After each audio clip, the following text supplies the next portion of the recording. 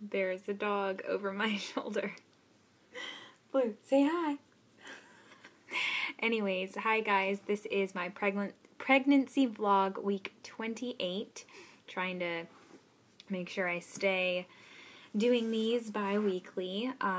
So it's pretty cool. I guess I'm now in my 3rd trimester and feeling awesome. Once again, there's not going to be much to say regarding, I guess, normal pregnancy symptoms, but I guess that's really good, and hopefully I can talk about some things that you can relate to, or I might answer questions, or you might just be interested in.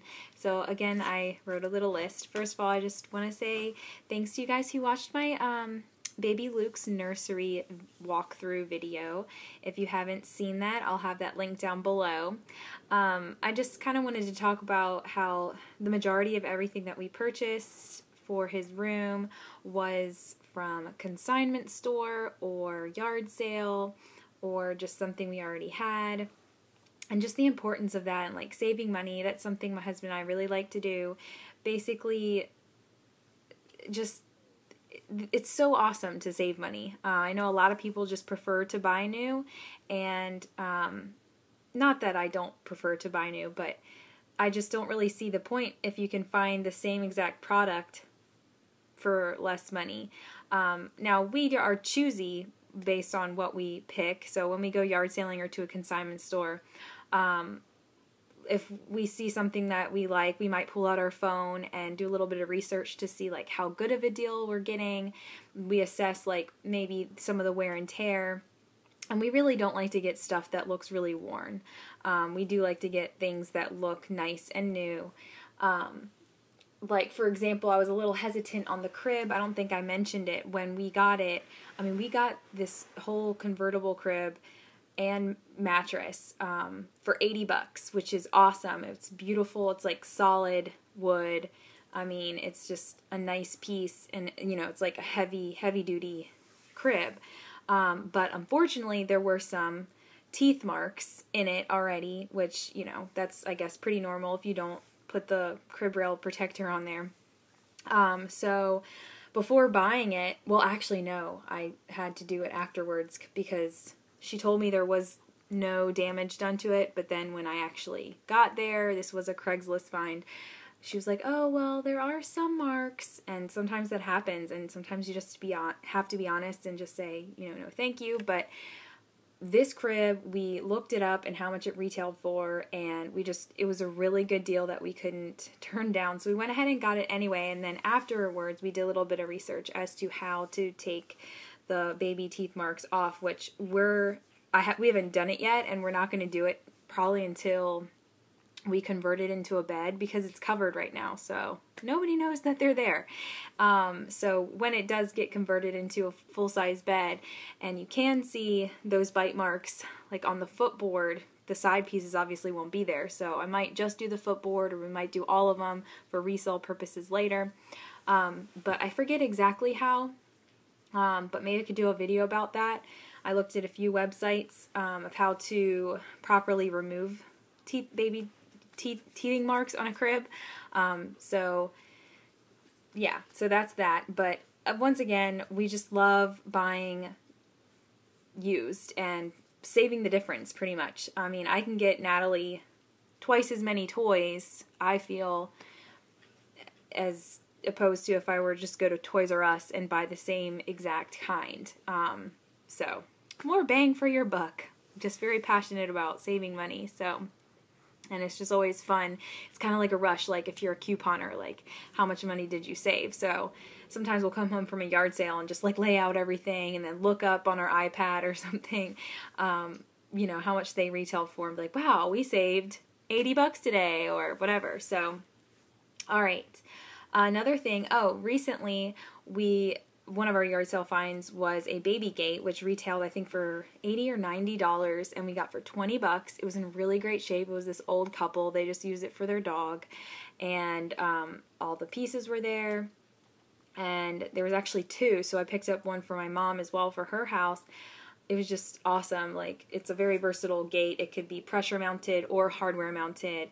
It's an extra tall, and it has the extra pieces already with it. So if you have a wider area that you need protected, then it's already all there. So that was a steal. And our gate, just the little piece on it just broke at the bottom of our stairs. So when I came across it, I was like, yay, now we're replacing, our gate, and we didn't spend an arm and a leg.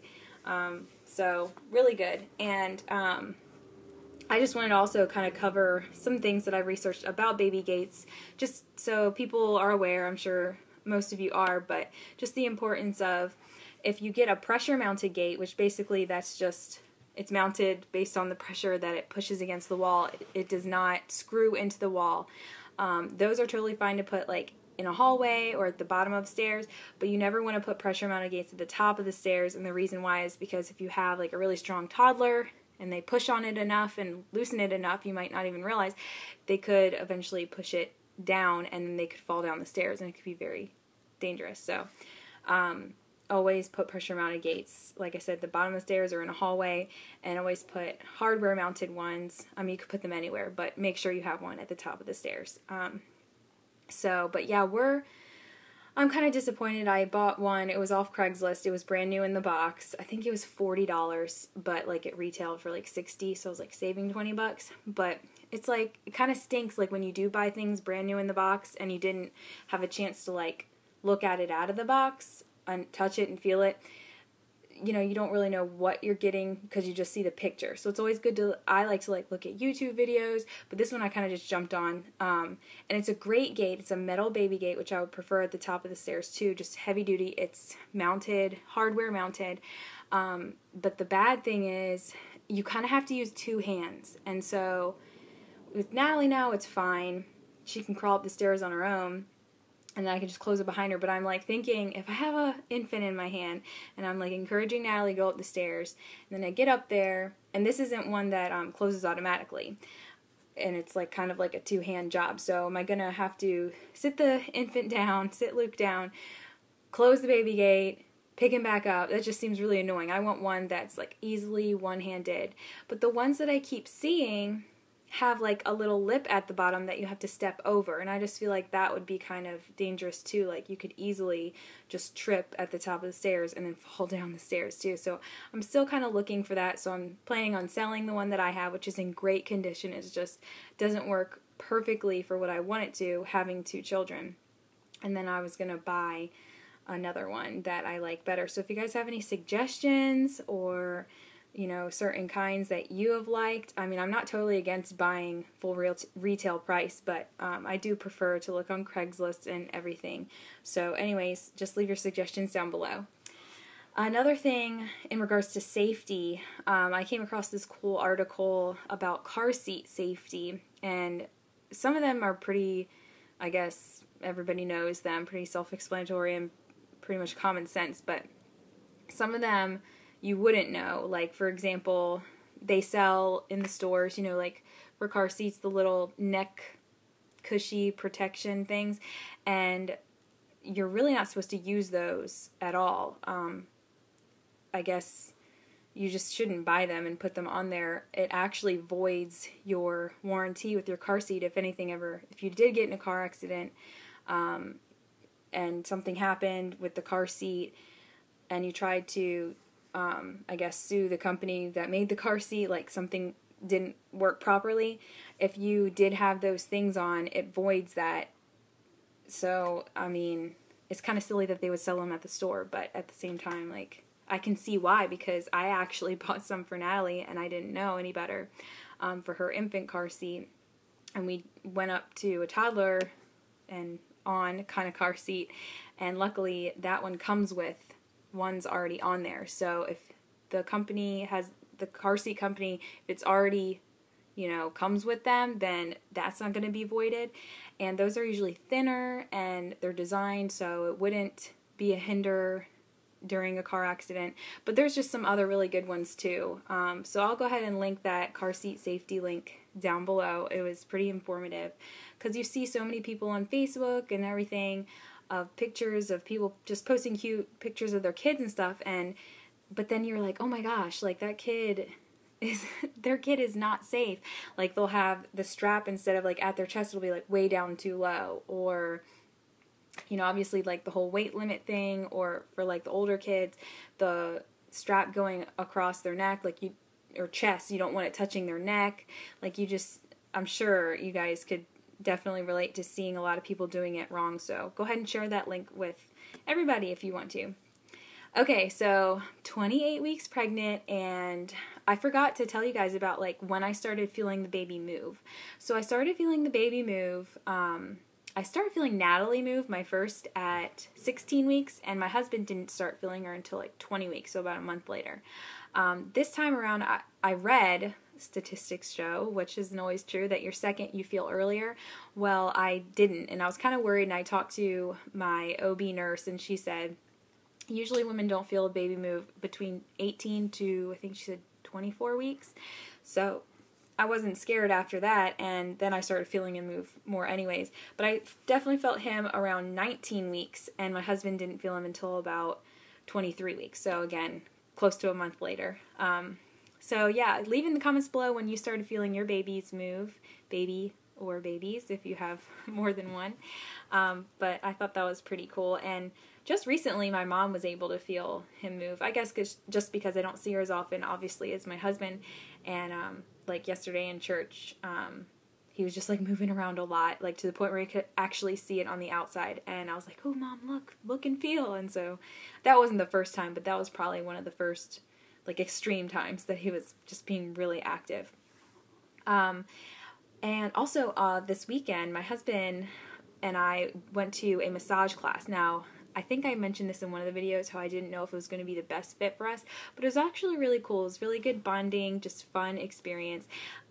I have the paperwork here, and I was going to show you guys some pictures. So, I mean, I'm not going to bore you with reading everything, but it started out with like a partner massage. So obviously, you know, the woman massages the man, and that was really funny. And I didn't realize, like, there's a point where, let me see, like, she shows how to massage the back of the neck. But this part, you kind of use your foot to massage his back, and I didn't know I was, like, totally stepping on his back and hurting him. But he said he was just trying to be a man and not tell me it was too hard. So anyways, then next was the couples yoga relaxation. That was really cool. It was all about stretching. I've never been like huge into yoga, and I didn't realize how flexible I was, and like this was really fun. And like obviously these were geared towards like pregnancy ones, so your partner like helps support you while you're doing different kinds of stretches. And then this was a fun one to do with him, because obviously guys are usually not as flexible as women, and you just pull back and forth and like, you know, stretch like your inner thigh muscles and stuff. So that was fun. And then next we did, this was kind of cool, and it's good information to know. It says cautions for pregnancy massage. So these are basically like trigger points that could cause contractions. So these are things to kind of avoid. I mean, if you just push on a little bit, it's not going to be like cause you to go into preterm labor, but you do have to be careful, because if you did it for an extensive period of time, it could. So like touching here on your hand, this part on your ankle, this part on your back, and that's the foot one. So like that was really informative. And this was a really cool position she showed us. Excuse the lady being, I guess, nude, but you can't really see anything. She showed us how to lay. She says really good like while you're pregnant or even in labor. Basically, especially in labor, she said, you know, you could be like really uncomfortable, like even like a shirt touching you could be just like really annoying. So laying in this position, no body parts are touching any other body parts. Now, this is pretty common to how people probably sleep. You know, they tell you to sleep on your side, preferably the left side, with blood flow and circulation. Never lie on your back because of the weight of the baby and everything. But anyways, I usually sleep like this, but the difference that I have is I usually sleep with my arm like over here and then like cuddle a pillow over here. But like my arm it seems like more during pregnancy, like falls asleep, like in the morning or in the middle of the night, I'll wake up and like I can't feel my hand or it's like tingling and I'm like, ah. But so I definitely want to try this position of how to lay. So that was pretty neat. And this was also cool when she was teaching us like about your feet. Like if you picture your foot as like your body, like this being your head and this being your spine, and I mean you could see the different parts of the foot represent the different parts of your body, and wherever you massage kind of helps those parts of the body. So like if you have digestive problems or whatever, like I just thought that was really cool. I didn't really know that. This was, the majority of the class was this full body pregnancy massage. Basically the guy does to the girl, he does the one whole half, and she went step by step, and then like the second half she kind of just let them do it, and if they had questions, they just use this as a guide, but they could ask her questions. So I thought that was cool. And the really neat part was like they even massage like the baby belly, like in circular motions, like around the baby. So that was really cool. This one was during labor and birth type massages. I guess this was geared towards more like a natural birth, but I'm sure this would help anybody. Like if I'm in labor, but my contractions aren't quite close enough to like go to the hospital, I might pull this sheet out to kind of help me, or Michael could help me handle the contractions. So yeah. And then the last one was really neat, and maybe I'll do that when baby Luke is born, but it was the last part of the class was about newborn and infant massage. So it kind of just was informative of how you can massage baby and how beneficial it is, how it can help with digestion or to help them trigger them wanting to eat or other various things like that. So that was really cool. So I would definitely suggest maybe taking like a massage class or a couples. I never really took any classes for Natalie, like to prepare like a birth class or anything. And my mom kind of encouraged me to, but I was like, meh. And I guess it's just because I knew I was going to get an epidural, and I'm pretty good when it comes to pain. So I don't know, but that was a pretty cool class. And I guess the last thing I'm going to say is just the importance of staying active and drinking water. When I was pregnant with Natalie, I actually worked at a water park. I started out as a lifeguard, and over the years, like this was just my summer job, and it was the best summer job ever because it had really awesome benefits. I could use my little card and get into different things, around our city for free, and I could take people with me. But I mean, how cool is that? Like to be a lifeguard, and it was really flexible schedule and everything. But I eventually worked up to a lifeguard supervisor where I basically was in charge of the lifeguards. So I would handle concerns with the patrons. I trained the lifeguards on CPR and everything like that. But you know, I was working while I was pregnant, and I wasn't like super pregnant, but I was pretty pregnant, and just walking and drinking lots of water, I never got like swollen ankles.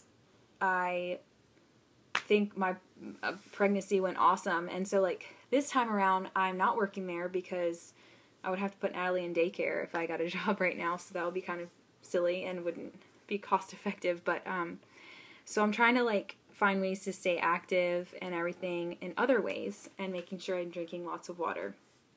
And so also, I just want to know what kind of videos you guys want to see. I know pregnancy vlogs seem pretty popular, but do you guys want me to do videos about like homemade baby food or breastfeeding or baby wearing, or do you want me to do day in the life of, or I can just show you my day with Natalie so far, or I mean, what do you guys want to see? So just leave those in the comments down below, and thanks for watching. Oh, I can show you my belly shot now.